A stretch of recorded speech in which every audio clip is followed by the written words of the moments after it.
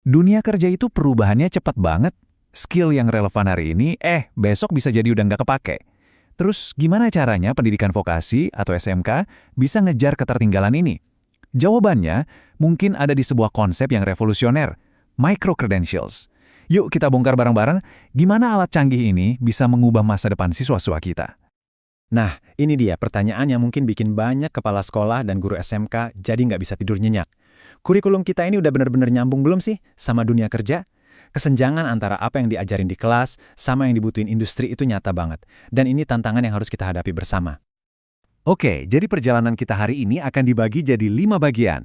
Kita mulai dari tantangannya, terus kita kenalan sama apa itu micro-credentials, lihat untungnya buat guru dan siswa, gimana cara nerapinnya di sekolah, sampai nanti kita lihat dampaknya buat masa depan tenaga kerja kita. Yuk, kita mulai dari bagian pertama, tantangan keterampilan modern. Inti masalahnya sebetulnya simpel. Industri itu larinya kencang banget. Pendidikan vokasi mau nggak mau harus ikut lari, atau ya siap-siap aja ketinggalan di belakang. Ini dia realitanya sekarang. Ijazah aja tuh udah nggak cukup. Perusahaan sekarang nyarinya bukti nyata, bukti skill yang bisa langsung dipakai kerja. Nah, ini standar barunya. Dan lulusan SMK harus bisa penuhi standar ini kalau mau bersaing. Jadi gimana Gong cara kita menjawab tantangan tadi? Kenalan dulu yuk sama solusi yang fleksibel dan fokus banget ini, micro-credentials. Mari kita lihat lebih dalam, ini tuh sebenarnya apa sih?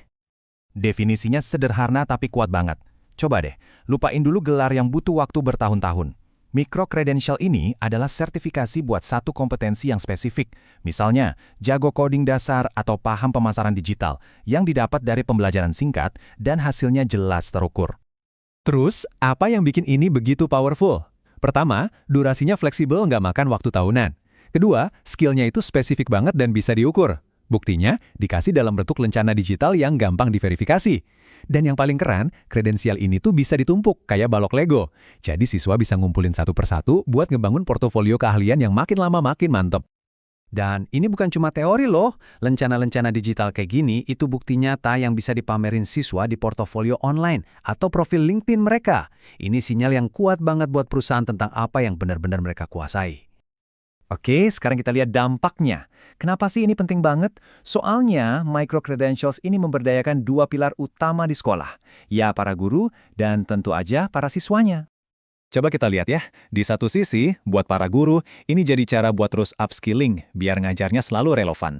Di sisi lain, buat siswa, ini kayak dapat tiket emas, bukti skill yang diakui industri, yang bikin portofolio makin kuat, dan pastinya ngebuka banyak pintu peluang kerja. Wah, ini sih skenario win-win solution banget.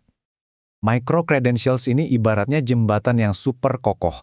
Model pembelajaran kayak teaching factory, di mana sekolah jadi kayak miniatur industri, itu jadi jauh lebih powerful. Kenapa? Karena setiap skill yang dilatih di sana bisa disertifikasi secara resmi. Ini benar-benar nyambungin ruang kelas langsung ke dunia kerja. Oke, kita udah paham apanya dan kenapanya. Sekarang kita masuk ke bagian yang paling praktis. Gimana caranya sekolah Anda bisa mulai menerapkan ini? Nah, ini dia peta jalannya. Prosesnya itu ada 6 langkah yang jelas banget. Mulai dari memetakan dulu, cari tahu skill apa sih yang paling dibutuhin, terus pilih mitra yang tepat, kembangin modulnya, laksanain pelatihannya, lakukan asesmen yang kredibel, dan terakhir terbitin deh lencana digitalnya sebagai bukti. Ini kerangka kerja yang sangat sistematis dan bisa diikuti. Biar lebih kebayang ya, coba bayangin ini. Guru bisa dapat sertifikasi soal AI buat ngajar atau manajemen teaching factory. Sementara itu, siswanya bisa dapat kredensial buat UI UX, coding Python, atau bahkan diagnostik otomotif. Wah, kemungkinannya ini hampir nggak terbatas dan bisa disesuaikan banget buat tiap jurusan. Nah, sekarang ayo kita lihat gambaran besarnya. Ini bukan cuma sekedar nambahin program baru ya. Ini tuh soal transformasi mendasar tentang cara kita nyiapin tenaga kerja buat masa depan. Pada akhirnya, yang kita bangun itu sebuah ekosistem. Jadi ini bukan lagi cuma urusan sekolah aja. Ini soal menyatukan siswa, guru, dan industri dalam satu siklus pembelajaran yang saling menguatkan.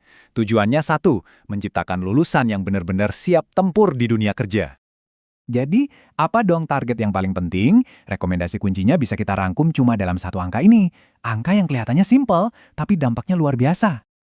Ini dia tujuan utamanya, mewajibkan setiap siswa punya minimal 3 mikrokredensial sebelum mereka lulus. Coba deh bayangin dampaknya. Setiap lulusan SMK nggak cuma bawa pulang ijazah, tapi juga 3 bukti keahlian yang diakui sama industri.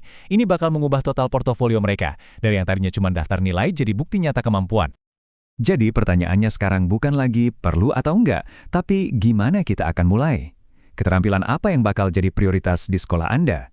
Mitra industri mana yang bakal Anda ajak kerjasama? Apa langkah pertama yang akan Anda ambil untuk memulai revolusi micro-credentials ini?